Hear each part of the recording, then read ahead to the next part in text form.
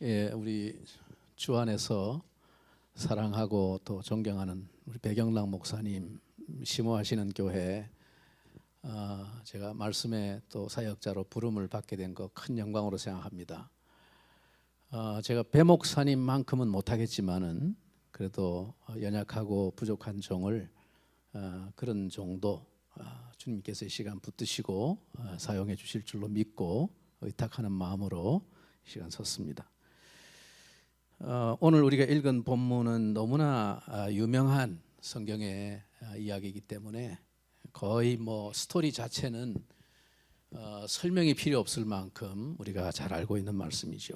오병이어의 이적이라 이렇게 알려져 있는 오늘 이 본문의 사건은 너무 유명한 사건이기 때문에 신약의 마태, 마가, 누가, 요한 이 사복음서에 다 빠지지 않고 기록되어 있을 만큼 가장 유명한 이야기 중에 하나입니다. 그만큼 이 사건은 당시 사람들에게 그리고 제자들에게 매우 강력한 인상을 남겼고 또 매우 중요한 의미를 가지고 있는 그런 사건임에 틀림이 없습니다. 너무 중요한 얘기니까 복음서 기자들이 다 이것만큼은 빼놓지 않고 다 기록했다는 거죠. 세례 요한의 죽음 이후에 오히려 이제 이스라엘 백성들 군중들의 관심은 나사렛 예수에게로 집중이 되고 있었습니다. 그래서 여러 고을들로부터 예수 앞으로 큰 무리가 모여들었는데 오늘 성경의 기록에 의하면 남자 장정들의 숫자만 5천 명 정도였다 했으니까 아마 당시에 여자들이나 또 아이들까지 합치면 대략 추산으로 최소한으로 잡아도 1만 명이 넘는 대규모의 군중이었을 것으로 봅니다. 사람들은 예수님의 가르침과 그분의 그 치유의 사역으로 인해서 그분의 곁을 떠날 줄 모르고 거의 해가 지는 시간이 되었는데도 시간 가는 줄 모르고 다 곁에 있었습니다. 저물어서 저녁이 될 무렵이 되었을 때 오히려 사람들은 시간 가는 줄 몰랐는데 옆에서 수종 들고 있던 제자들이 이 시간이 많이 갔는데 이 저녁이 다 돼 가는데 주님이 저를 언제 끝내시려고 그러나? 저녁은 대책이 있나? 이런 생각을 제자들이 했다는 거예요. 그래서 오늘 본문 15절에 보니까 저녁이 되매 제자들이 나와서 이르되, 예수님도 말씀한 게 아니고 무리들이 이제 우리 저녁 시간 되는데 오늘 좀 끝내주세요. 무리들이 얘기한 것도 아니고 제자들이 나와서 이곳은 빈들입니다. 사람 사는 동네가 아닌데 또 때도 저물어 가는데 이제는 무리를 그만 보내서 해지기 전에 마을로 들어가서 먹을 것을 사 먹게 하시는 것이 좋겠습니다. 이날 집회가 그만큼 시간 가는 줄 모르고 아주 은혜가 충만하게 무르익었다는 것을 알 수 있죠. 근데 아무리 은혜가 충만한 그러한 현장 상황이라 할지라도 육신을 가지고 있는 우리 인간에게는 어쩔 수 없는 이 현실의 문제가 대두가 된다는 겁니다. 이게 인간이에요. 그렇죠?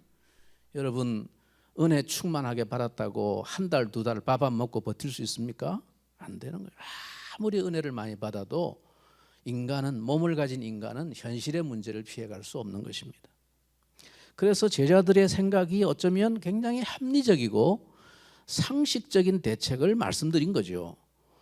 이곳은 동네 한복판이 아니라 마을에서 멀리 떨어져 있는 인가가 없는 빈들이고 때도 이미 저물었으니까 이제 이 사람들 해산해서 각자 마을로 들어가 음식을 사 먹도록 하자 하는 것이죠.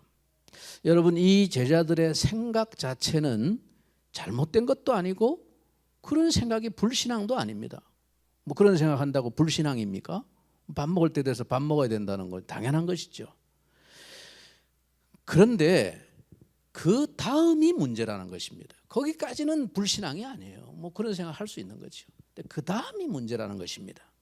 여러분, 이 제자들이 주님 앞에 드린 건의를 들으시고 우리 주님께서 대답하신 말씀이 뭐라 그럽니까? 아니라는 거예요. 아니야. 주님이 아니라는 거예요. 예수께서 이르시되 갈 것 없다. 너희가 먹을 것을 주라. 여기서부터가 이제 중요한 것입니다. 여기서부터 우리의 믿음이 결부가 되어지는 것입니다. 현실의 문제에 대한 합리적이고 상식적인 판단을 갖는 것이 항상 비신앙적이라거나 잘못된 것이라고 할 수 없습니다.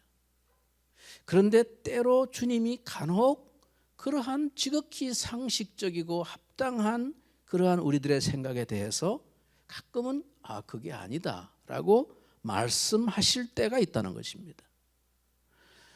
여러분, 주님의 말씀이, 주님의 생각이 항상 우리들의 생각과 이 세상의 합리적인 우리들의 상식과 늘 100% 일치한다면 믿음이 필요 없죠. 그런 정도 생각은 우리도 다 할 수 있는 생각이니까 주님이 필요가 없죠. 그건 신앙이 아니에요. 근데 진짜 신앙이 판가름 나는 현장은 뭐냐면 가끔 주님이 우리의 상식과 일반적인 합리적인 생각을 넘어서는 이해할 수 없는 명령이나 말씀을 하신다는 거예요, 성경에서. 그럴 때 우리에게 믿음이 판가름 난다는 것입니다. 주님이 제자들에게 뭐라고 말씀하십니까? 갈 것 없다. 갈 것 없다는 거예요. 제자들은 가야 된다고 그러는데, 사람들을 보내서 마을로 들어가 먹을 것을 사 먹게 하자는 제자들의 이 제안에 대해서 주님이 거부하신 것이죠. 아니라고 말씀하신 것입니다. 그리고는 주님이 한 수 더 쳐서 말씀하시기를 너희가 먹을 것을 주라. 기가 막힌 말씀을 하신 거예요. 너희가 먹을 것을 주라는 거예요. 그렇다면 주님은 왜 이들에게 기어이 먹을 것을 너희가 주라고 이해할 수 없는 명령을 하셨을까 하는 것입니다. 여기에 주님의 어떤 의도와 계획이 있었던 것일까요? 그것이 바로 오늘 이 말씀을 통해서 우리에게 주시는 주님의 메시지고 교훈입니다. 자, 저는 오늘 이 본문의 사건을 통해서 대개 한 3가지 관점에서 이 말씀이 주고 있는 교훈을 살펴보려고 합니다. 그 첫 번째는 주님이 우리의 필요와 문제에 대해서 아주 진지한 관심을 가지고 적극적으로 우리의 현실적인 문제에 대해서도 손길을 뻗치시는 분이라는 사실입니다. 이게 오늘 이 말씀을 통해서 우리에게 주고 있는 교훈의 첫 번째예요. 주님은 우리가 인생을 살면서 만나게 되는 현실적인 사소한 문제, 밥 한 끼 먹는 거, 그 사소한 문제죠. 그런 현실적인 작은 문제조차도 주님은 진지한 관심을 가지고 적극적으로 그 문제를 해결하시는 손길을 뻗치는 분이다. 그걸 오늘 이 말씀을 통해서 우리에게 보여줍니다. 여러분, 육체적인 조건을 가진 우리 인간의 삶을 주님은 아주 중요하게 다루셨다는 것입니다. 그 문제를 결코 가볍게 간과하지 않으셨습니다. 은혜 받고 영적으로 충만하면은 육신적으로 한번 굶는 것이 뭐가 대수냐 하면서 그냥 아무렇지도 않다는 듯이 지나치지 않으셨다는 거예요. 제자들이 주님 때가 됐는데 이 사람들 밥 먹여야 되겠는데요. 그랬을 때 주님이 이 짐승 같은 놈들아, 지금 영적으로 은혜가 충만한데 은혜가 충만하면 너가 한 끼 굶는 게 그게 돼서 그거 꼭 챙겨 먹어야 되겠냐 하면서 그 문제를 대수롭지 않다는 듯이 나무라시거나 간과하시지 아니하시고 적극적인 대책을 손길을 내미신다는 것이죠. 여러분, 주님은 우리가 가지고 있는 육신적인 생활이나 현실적인 문제에 대해서 결코 그것을 무가치한 것으로 취급하시거나 무심한 분이 아니십니다. 육체를 가진 우리들의 모든 필요에 대해서 늘 민감하신 분이십니다. 물론 우리가 너무 육신적인 일에 치우쳐서 탐욕을 부리는 것은 옳은 일이 아니지만은, 그러나 지나치게 그것을 무시하는 것이 거룩한 것도 아니다 하는 것입니다. 전교인 수련회 같은 거 가면 꼭 그런 사람이 한두 사람 있어요. 수련회 가가지고 집회가 영적으로 무르익으면 금식합시다 그런 사람이 있어요. 금식합시다. 지금 영적으로 은혜가 충만한데 막 금식하고 좀 밥 좀 굶어야지 말이야. 수련회 와가지고 삼시세끼 다 챙겨 먹으려고 그러냐고, 버러지같이 말이야. 막 이런 사람이 있어요. 그런 사람 굉장히 거룩해 보이지만은 굉장히 겁나는 사람입니다. 예. 우리 주님은 그러지 않으셨어요. 먹어라. 예.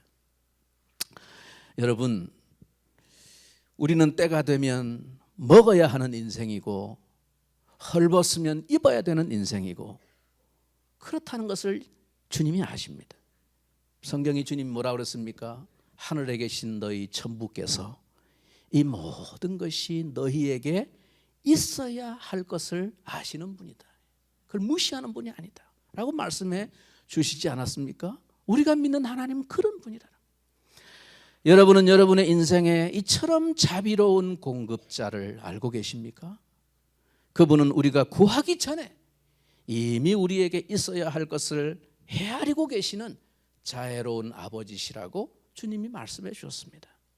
그래서 그분은 우리의 자비로운 공급자이십니다.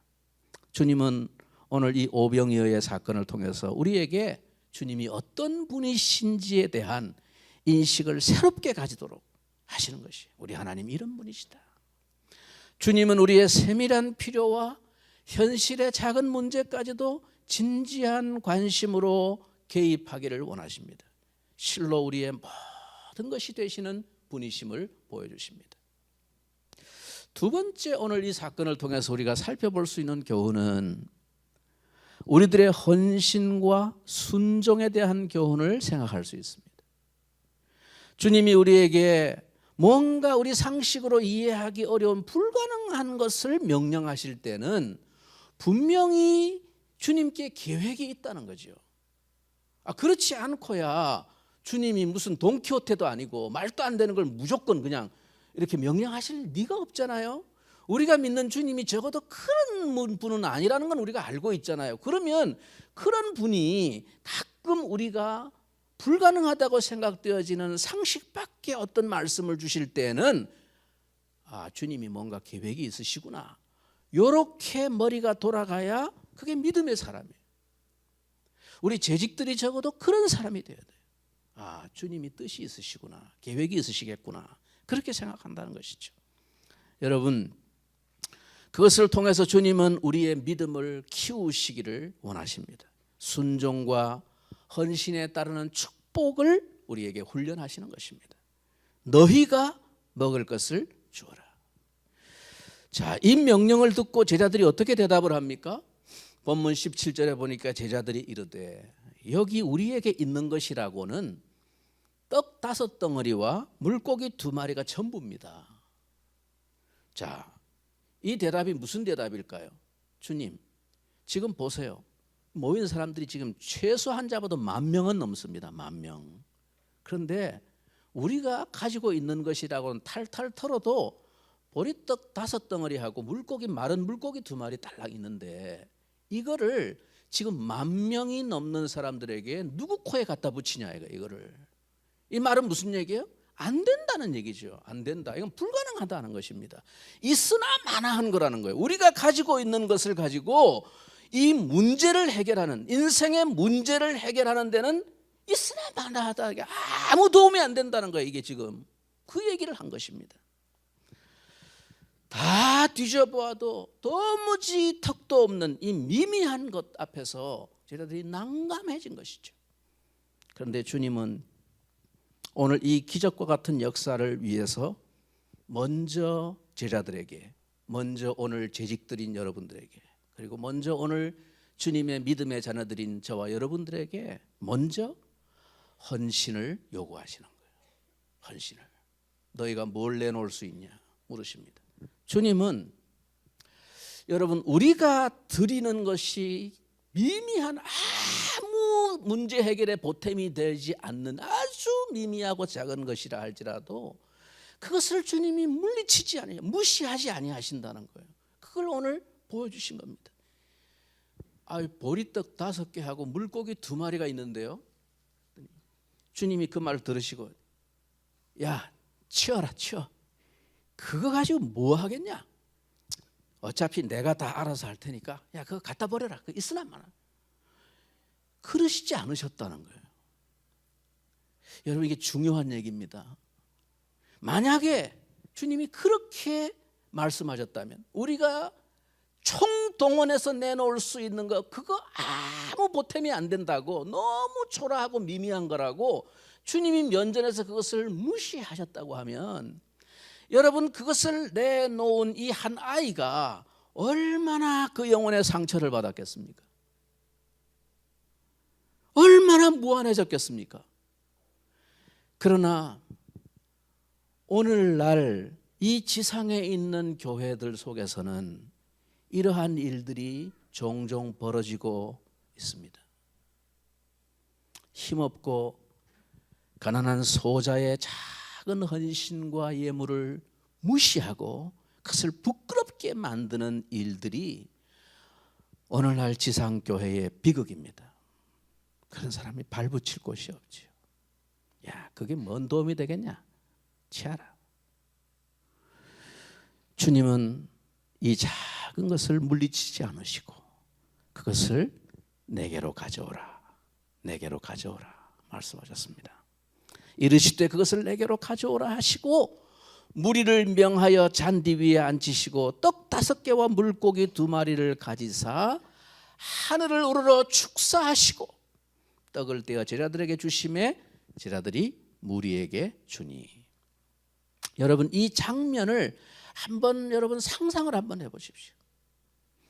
주님은 이 아이가 내놓은 이것이 너무 부족하다고, 이거 갖고는 안 되겠다 해가지고 거기다가 주님이 다른 것을 막 더 보태가지고 역사하신 게 아니에요. 아이, 저 이웃 마을에 가가지고 좀 더 구워봐, 이거 갖고는 안 돼 하고 막 더 보태가지고 역사를 하신 게 아니에요. 뭘 가지고 축사하셨다고요?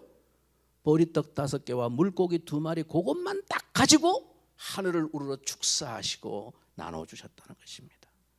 얼마나 이 아이의 작은 헌신이 하늘 높이 주님의 손에 올려졌을 때 얼마나 이 아이가 감격스러웠을까요?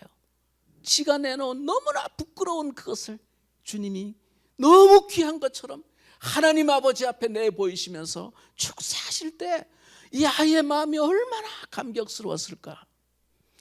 자기의 보잘것없는 지극히 작은 이 초라한 헌신이 주님의 손에 귀하게 여김을 받고 하늘 높이 들려지는 것을 보았을 때 이 아이의 마음이 어떠했을까? 나는 우리 주님이 오늘 여러분들의 작은 헌신을 그렇게 받으신다고 믿습니다. 그리고는 축사를 마치신 주님의 손에서부터 그 떡이 나누어지기 시작하는데 놀라운 기적이 일어납니다. 떡 5덩이와 물고기 2마리는 당시에 본래 한 사람분의 식사 양입니다. 그러니 이것을 나눈다면 어떻게 나누겠습니까? 제자들을 앞에 세우고 주님이 이것을 나누어 주시는데 모든 사람이 배불리 먹을 만큼씩 계속 나누어지는 것입니다. 계속 주님의 손에서 이것이 나누어지는데 계속 없어지지 않고 생기는 것입니다. 이것을 바라보는 당시 그 현장의 사람들의 입에서는 거의 신음소리에 가까운 감탄사가 터져나왔을 겁니다. 그걸 보면서 놀라고 말이 안 나와. 한 아이가 내어놓은 그 작은 물질이 이토록 주님의 손에서 영광스럽게 쓰임받는 것을 목격하게 되었을 때 이것은 분명히 이들의 마음속에 주님 앞에 드리는 작은 헌신은 결코 헛되지 않은 것이구나. 이 작은 헌신의 영광과 가치에 대해서 새로운 눈을 뜨게 되는 그런 계기가 되었을 것입니다. 그런데 여러분, 여기서 떡 5개와 물고기 2마리는 그것이 작은 것이다 라는 데 초점이 있는 것이 아니라 그것이 그 사람들이 가진 것 전부였다는 데 강조점이 있습니다. 그게 전부였다는 거예요. 그게 내가 가진 것, 우리가 가진 것 전부가 비록 인생의 문제를 해결하는데 아무런 해답이 되지 않는 지극히 미미한 것에 지나지 않는 것일지라도 그것이 주님의 손에 들려질 때 그 만유보다 크신 주님의 손에서 우리의 그 작은 헌신은 존귀한 것이 된다는 것입니다. 오늘 헌신 예배를 드리는 사랑하는 우리 재직 여러분, 여러분들이 한 해 동안 주님의 몸된 교회를 위해서 여러분 앞에 어떤 헌신이 요구될지 모릅니다. 어떤 헌신은 여러분 스스로 생각할 때 이건 뭐 내가 해도 그만 안 해도 그만, 내가 이거 하나 한다고 뭐 우리 교회가 뭐 이렇게 도움이 되겠나, 뭐 달라지겠나, 너무나 미미하게 생각되어지는 작은 그 헌신도 그것이 주님의 손에 드려질 때 그 헌신은 주께서 존귀하게 쓰신다는 것을 믿으시기 바랍니다. 이 신비한 주님의 역사를 깨달은 사람은 결코 자기가 드린 헌신을 가지고 교만해지지 않습니다. 자기가 드린 작은 그 어떤 예물이나 헌신이 그것이 역사를 이루었다고 그렇게 생각하지 않습니다. 그런 사람은 아직 이 원리를 깨닫지 못한 사람이에요. 자기가 드린 그 헌신이 비록 자기의 전부를 다 드린 것이라 할지라도 그것이 주님 앞에서 하나님의 역사를 이루는 데 있어서는 실로 얼마나 그것이 아무것도 아니며 아무것도 우리 인생의 문제를 근원적으로 해결할 수 없는 것인지를 너무나 잘 알고 있는 거예요. 이거 가지고는 우리의 문제를 해결할 수 있는 게 아니다, 내가 가진 능력 가지고는. 그걸 너무 잘 아는 거예요. 다만 만유보다 크신 주님이 자기의 그 보잘것없는 것을 하늘을 향해서 높이 들어주실 때 그 주님의 손에서 역사가 일어나고 능력이 나타난다는 것을 아는 것이죠. 그런 사람은 자기가 드린 헌신을 가지고 교만해질 수 있겠습니까? 야, 내가 그거 해가지고 그래도 문제가 해결된 거야, 내가 그거 드려가지고 교회 역사가 일어난 거야, 그렇게 생각하는 사람은 이 오병이어의 헌신의 깊은 하나님의 은혜의 원리를 깨닫지 못한 사람이에요. 그거 다 드려도 그거 가지고는 문제를 해결할 수가 없는 거예요. 그걸 보여주신 거예요. 주님이 봐라, 너희들이 내놓은 게 이게 전부야.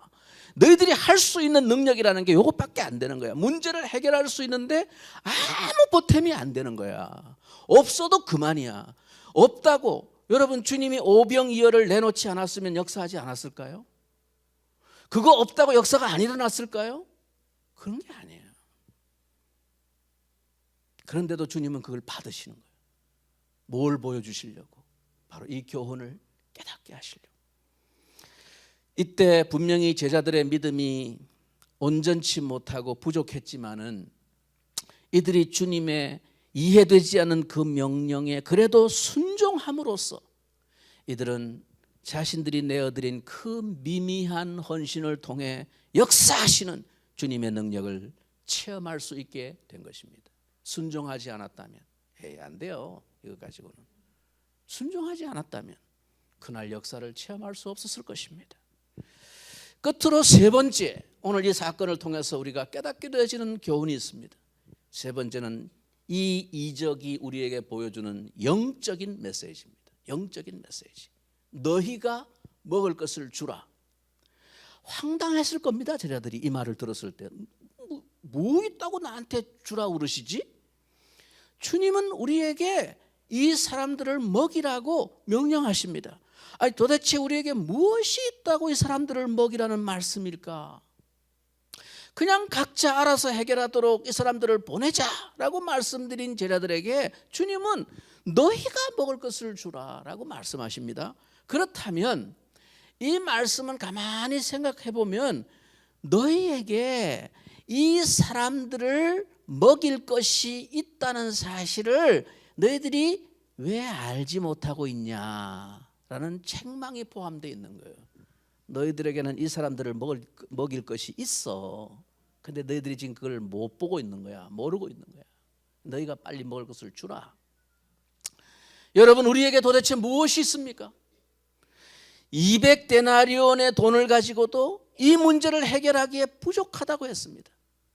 그만한 돈이 우리에게 없다는 얘기죠.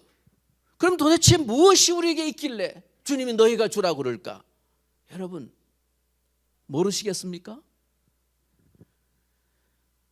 우리에게 없어요. 돈은 200데나리온 갖고도 모자라는데 제자들이 늘 빈털터리로 다니던 제자들이 뭔 돈이 있어요? 돈은 우리에게 없어요. 그래서 성경이 이렇게 말합니다. 너희에게 있는 것이 있잖아. 뭐라고요? 은과 금은 내게 없거니와. 은과 금은 우리에게 없어요. 우리보다 돈 많은 사람 세상에 쎄빌었어요. 그런 사람들의 인생의 문제를 그 사람들의 100분의 1, 1000분의 1도 안 되는 이 작은 우리의 물질을 가지고 어떻게 그 인생의 문제를 해결하고 도울 수 있어요? 없어요. 우리는 그런 것이. 은과 금은 내게 없다. 그러나 나사렛 예수 그리스도의 이름이 우리에게 있음을 우리가 너무나 그것을 잊어버리고 살고 있다는 것입니다. 그러기에 우리는 늘 현실 논리 밖에는 생각하지 못합니다. 그것을 넘어서는 생각을 하지 못하는 것입니다. 그것은 믿음의 삶이 아닙니다.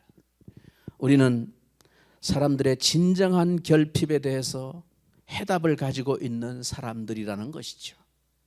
생명의 떡이신 진정한 양식이신 예수님을 우리가 소유하고 있다는 것입니다. 너희들이 왜 그걸 모르고 있냐? 요한복음에 보면 주님께서 이 오병이어의 사건 이후에 그 다음날 자기를 찾아오는 무리들에게 당신 자신이 우리를 위해 내어주는 진정한 생명의 떡이고 하늘에서 내려온 양식이라고 말씀하심으로써 이 오병이어의 기적이 보여주고자 했던 메시지를 다시 한번 깨우쳐 주셨습니다. 예수께서 가라사대 내가 곧 생명의 떡이니 내게 오는 자는 결코 줄이지 아니할 터이요 나를 믿는 자는 영원히 목마르지 아니하리라. 이들의 인생의 문제를 해결한 것은 떡 5개와 물고기 2마리가 아니었습니다. 이들의 진정한 양식은 주님의 능력이었습니다. 우리의 양식으로 오신 생명의 떡이신 그분이 진짜 우리의 문제를 해결하는 양식이었다는 것이죠. 주님이 이들의 양식이 되십니다. 우리는 그것을 이미 소유한 사람들이라는 것이에요. 그 주님을, 생명의 양식이신 그 주님을 옆에 모시고 있으면서 우리는 정작 그 생명의 떡이신 주님을 사람들에게 나누어 줄 생각을 하지 못한다는 것입니다.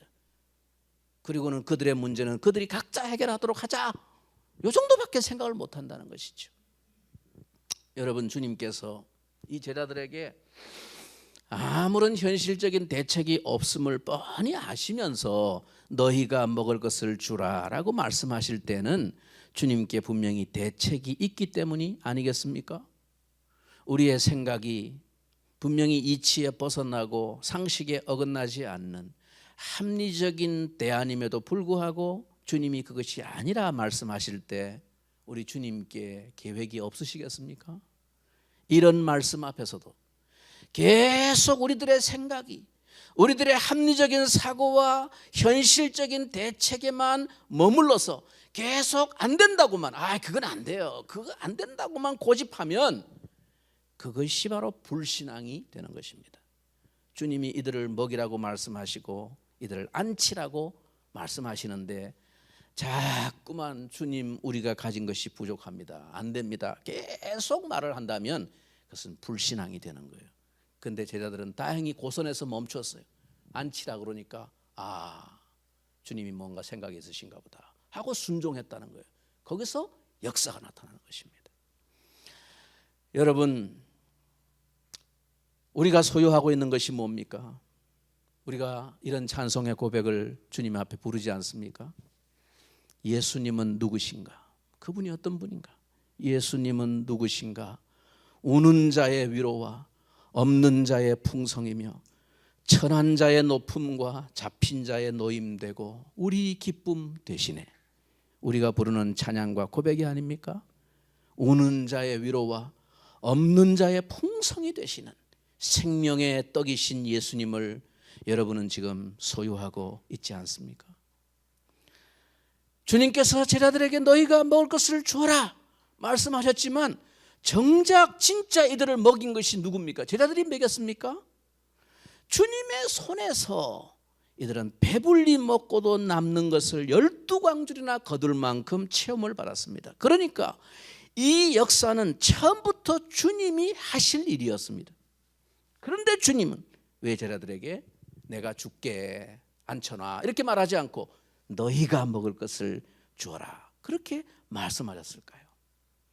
주님이 이 사건을 통해 제자들에게 무슨 영적인 교훈을 깨닫기를 원하셨던 것일까요?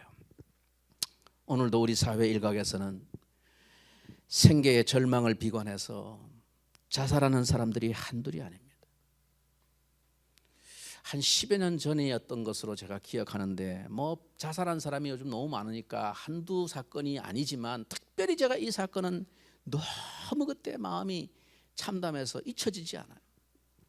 너무나 생계가 막막한 삶을 비관한 한 여인이 자기 어린 세 자녀와 함께 아파트 고층에서 동반 자살을 했다고 하는 보도가 엄청난 충격을 주었던 기억이 아직도 남아 있습니다.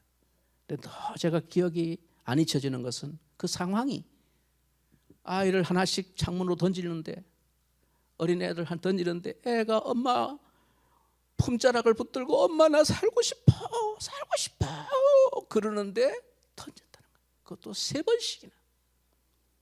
그리고는 마지막으로 자기도 뛰어내려서 동반 자살을 했어요. 이게 보도가 됐어요. 얼마나 모진 인생이었으면, 얼마나 그 삶이 절망적이었으면, 그 피부치 혈육의 정이 있는데 애가 엄마 눈을 보면서 엄마 나 살고 싶어, 그런 애를. 너무나 제가 그때 이 가슴이 진정되지 않아서 얼마나 오랫동안 고통스러웠는지 모릅니다. 여러분, 오늘날 보도되고 있는 자료에 의하면 이 사회의 가난의 문제가 해결되지 않은 채 대물림을 해나가는데 보통 4대까지, 한 번 가난하면 한 4대까지 계속 해결이 안 된다. 계속 가난하다는 거예요. 그만큼 이 사회에 많은 사람들이 겪고 있는 삶의 고통과 문제가 너무나 절망적이라는 이야기입니다. 오늘 이 모질고 절망적인 인생의 현실적인 문제에 대해서 주님은 우리에게 말씀하십니다. 너희가 먹을 것을 주어라. 우리에게 돈이 있어서 주님이 주라는 것입니까? 우리에게 물질이 있어서 주님이 주라는 것입니까? 그게 아니죠. 주님, 우리가 가진 것이 없습니다. 우리가 가지고 있는 이것을 가지고는 턱도 없이 부족합니다. 불가능합니다. 그러나 주님 말씀합니다. 너희가 먹을 것을 주어라. 즉 너희에게 가지고 있는 것이 무엇인지를 잘 보라는 것입니다. 너희가 잊고 있는 것이 무엇인지를 생각해 보라는 것입니다. 교회가 소유한 것이 무엇인지를 생각해 보라고 촉구하십니다. 진정한 생명의 양식이 사람을 살리고 인생의 근본적인 문제를 치유하고 해결하는 생명의 양식이 누구에게 주어져 있냐는 거예요. 너희들에게 주어져 있지 않냐는 거예요. 은과 금은 내게 없거니와 내게 있는 것으로 네게 주노니 곧 나사렛 예수 그리스도의 이름으로. 이것이 오늘 저와 여러분이 교회가 소유한 진정한 자산이고 양식입니다. 주님이 우리에게 그것을 보라고 깨우쳐 주십니다. 오늘 헌신 예배를 드리는 서북교회 모든 재직 여러분, 내가 가진 자원과 능력으로는 아무런 문제를 해결할 대책이 되지 못하지만 주님의 명령에 믿음으로 나의 그 미미한 것조차 순종하며 헌신하여 드릴 때 주님은 그 헌신과 순종을 통해서 영광을 받으시고 수많은 인생을 살리는 생명의 역사를 여러분을 통해 이루실 것입니다.